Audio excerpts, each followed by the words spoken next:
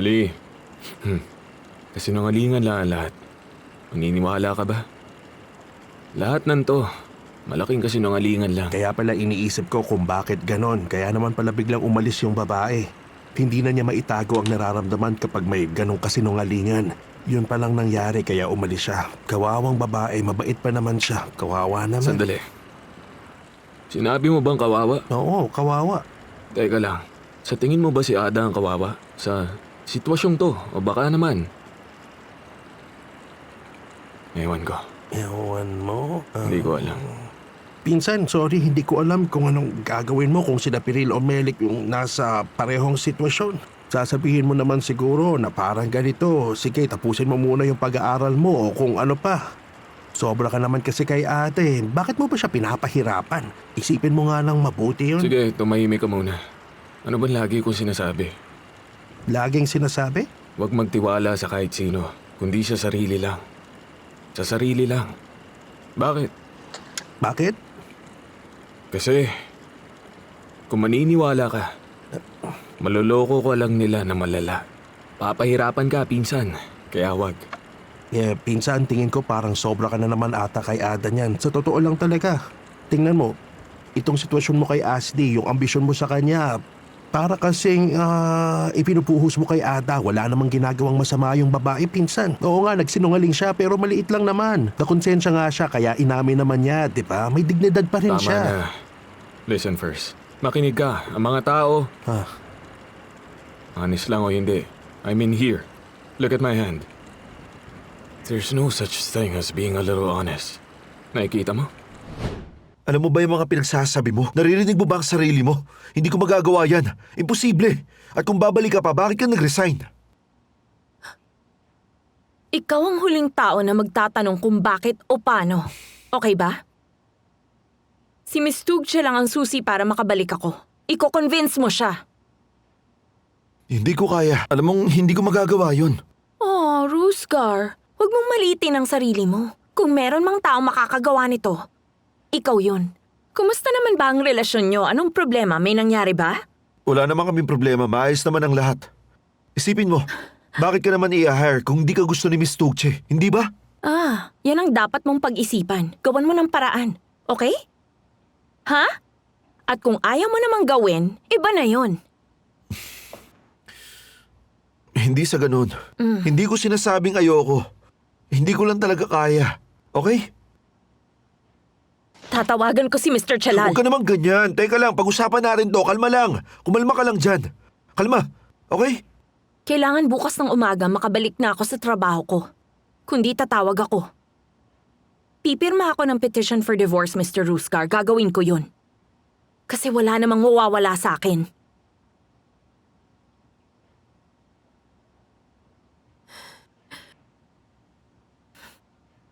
Why? Pinsan, is nobody honest anymore?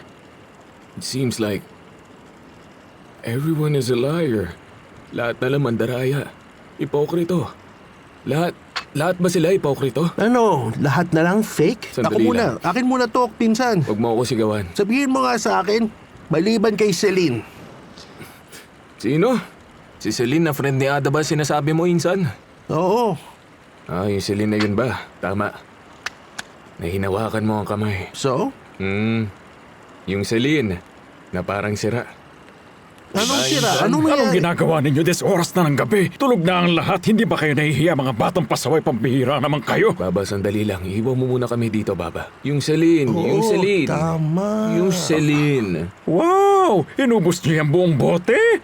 Wow! Ang tindi nyo naman. Amoy alak kayo. Wala ba kayong hiya? Tikim lang naman po talaga dapat Tingnan mo ako sandali Ano? lang. Ano ba? Kumain ka rin ng lemon. Ayoko. Sige na. Tayo Ay, na. pwede wag. Tumayo na Gusto kayo. kong patunayan ko sa'yong okay lang ako? Okay lang ako, pinsan. Sige nga, insan. Tingnan nyo. Patutunayan ko. Saglit lang, uncle. Ipakikita ko sa inyo na hindi pa ako lasing. Sandali. My cousin is either together or they're together. Together din kasi wala na akong choice, Amja. Gaano ka kabigat? Ano na ba ang timbang mo? Ay, nako. Ang payat mo pero puro muscle. Ano yon? Evet! Grabe, pinsan. Testingin mo. Hindi ganito kanina. Alam mo, kung iisipin natin, parang mahabang makipot na daan to. Teka, saan? Parang daan pag sa gitna mo nilagay. Paano? Parang daan. Dito ba? Oo, ito ang daan. Naglalakad ako na parang Halika dito, walang Baba. nangyari. Tingnan mo. Panoorin mo. Uncle, 1, tingnan 2. mo.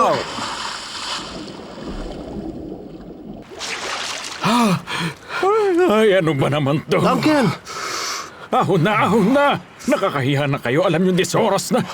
Para kayong bumalik sa pagkabata, ano ba naman kayo? Halika na. Bakit naman ako pupunta dyan? Uncle, halika na.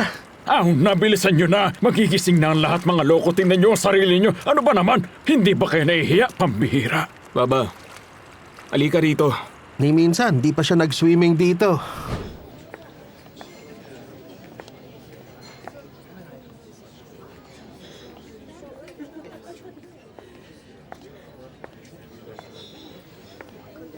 Sobrang importante ba yung sasabihin mo? Kaya ganitong oras mo ako niyaya? Isang magandang gabi sa'yo, Rosgar. Magandang gabi rin, Tugche. Anong nangyari? May problema ba? Kinausap ko si Ada. Gusto niya bumalik sa trabaho. Mukhang malapit ata kayo ni Ada. Nako, pero tapos na yon, di ba, dear? High school graduate lang siya, alam mo. Inamin niya kay Mr. Bora. Pwede mo naman siyang ibalik. Partner ka rin naman ng kumpanya. Hindi ba? Nasisiraan ka naman ng ulo? Bakit ko i-hire ang babaeng tinanggal ni Bora? Kasi gusto ko. Gusto ng boyfriend mo. Naaawa ako sa kanya. Well, seryoso ka ba talaga? Yvette, Hindi ko kaya. Ibig sabihin, kukontrahin ko si Bora. Hindi ko kayang gawin yun. kukontrahin mo si Mr. Bora? Yvette, Paano kung malaman ni Mr. Bora yung mga ginawa niyong kalokohan ni Burhan? Sa tingin ko, mas malala yun pag nagkataon, di ba? para naman atang tinatakot mo ako niyan. Honey, hindi kita tinatakot. Nagtatanong lang ako. Ayaw mo lang akong intindihin. Hindi ko lang talaga magets kung bakit. Ano naman ba kinalaman mo kay Ada? Sinabi ko na. Naawa ako sa kanya. At di ba, napag-usapan naman natin na suportahan ang kilos ng isa't isa imbis na puro tanong lang tayo? Tugche, yan ang naaalala ko. Maayos na to, ha? At alam ko magiging mabait ka na kay Ada. Hindi mo siya pahihirapan.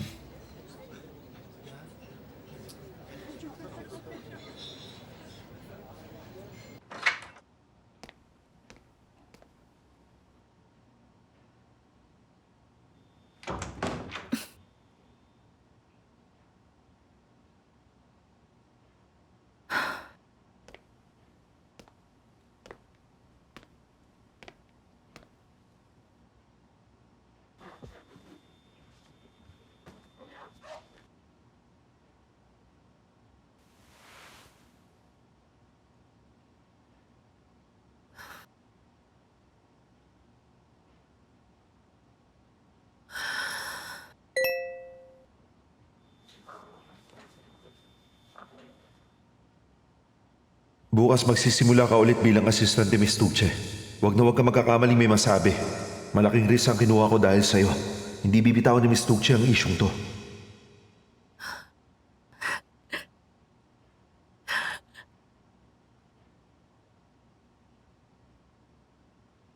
Ewan ko kung paano mo nagawa, pero alam kong makakaya mo. O nga pala, mas okay nang si Miss Tugje ang maghigpit kesa kay Mr. Chalal. Ay.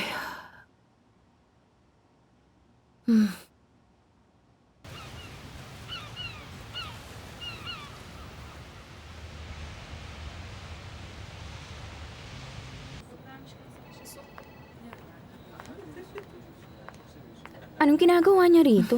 Hindi ba nag-resign na siya?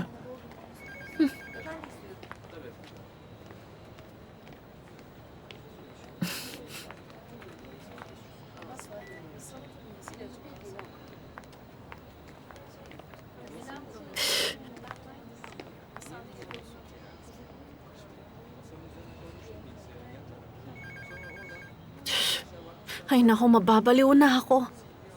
Paano ko ipapaliwanag to kay Bora?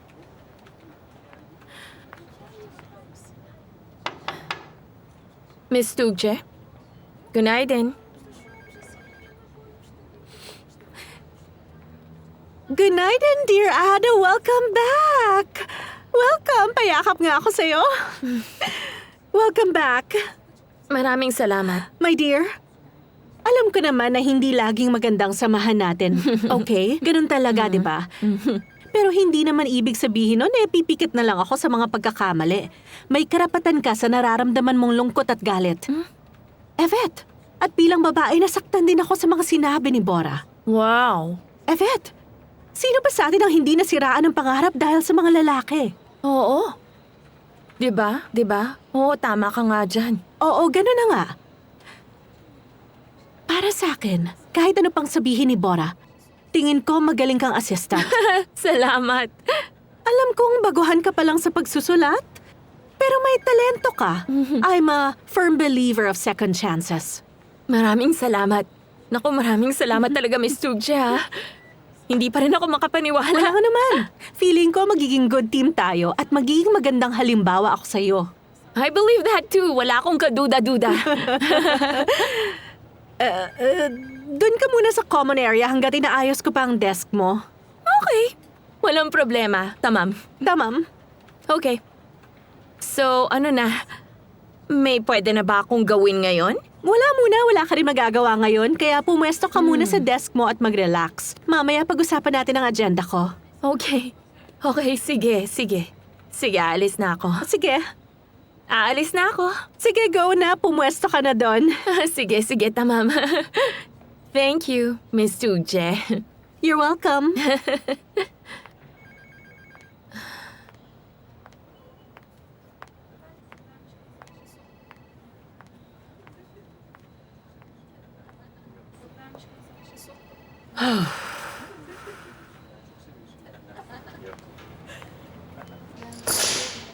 Günaydın. Günaydın. Günaydın sa inyong lahat. Mga kaibigan, alam niyo naman sigurong umalis na ako, nag-resign na ako sa company, diba? Pero anong nangyari? Nakiusap sila, kinulit nila ako, kaya naman ngayon bumalik ako. Babalik ako bilang assistant ulit ni Miss Tugje. Akin tong desk na to. Akin tong desk. Hanggat tumating ang totoong desk ko, okay?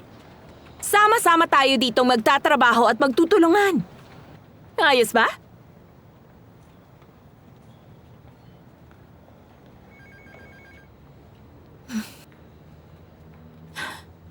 Nasa likod ko si Mr. Bora, no? Nasa likod ko ba?